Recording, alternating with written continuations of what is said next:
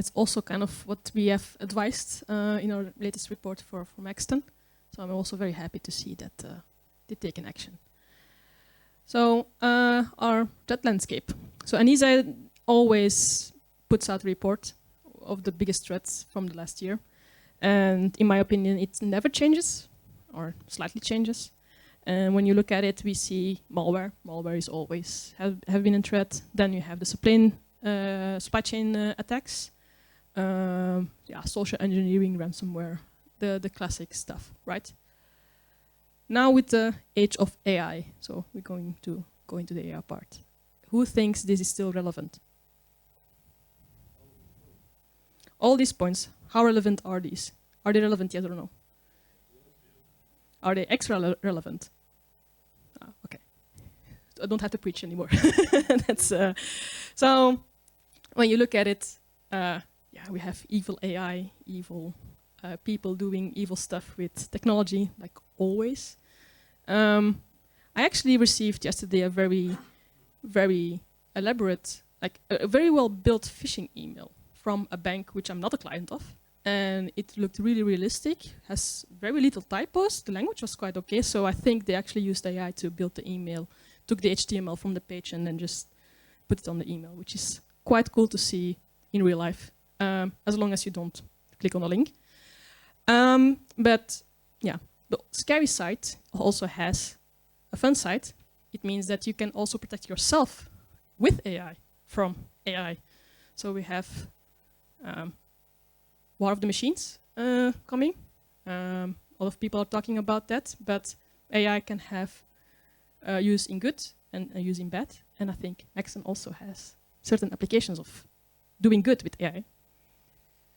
Yeah, so what we have seen most, or what I have seen most at Maxxton is phishing. And that's phishing, of course, hopefully to get ransomware in, malware, whatever they want.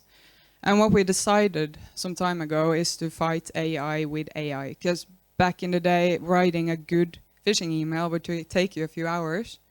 And now it takes 5 minutes. So what we have done is that we have an internal AI engine called IDA. And IDA is a very nice lady, which I feed with information you find on LinkedIn on every employee of Maxxton.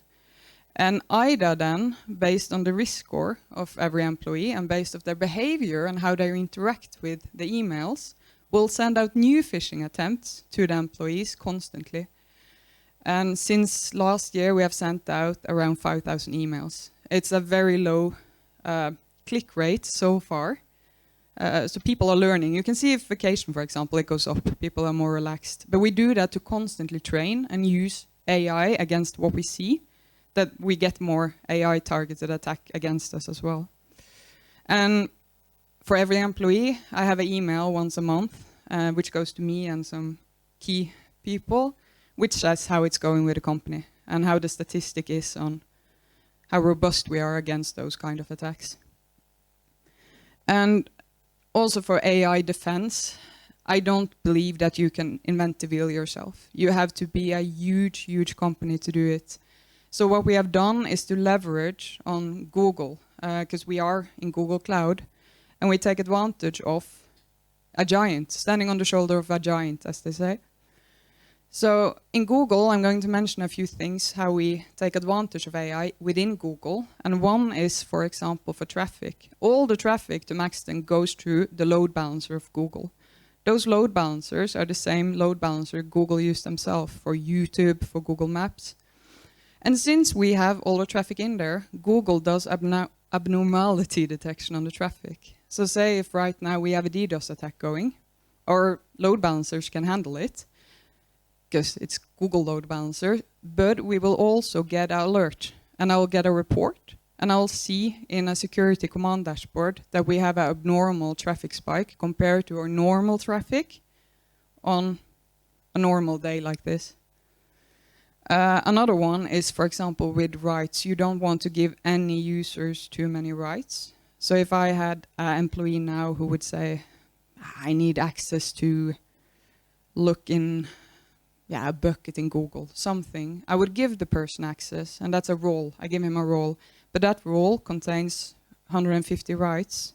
So what Google does with the AI is that after a few days, it reviews the behavior of the users and will tell me that, yeah, it's too much.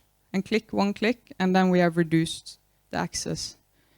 And that allows us to keep at least privileged based on behavior for Maxxton employees. Yes, and then the same as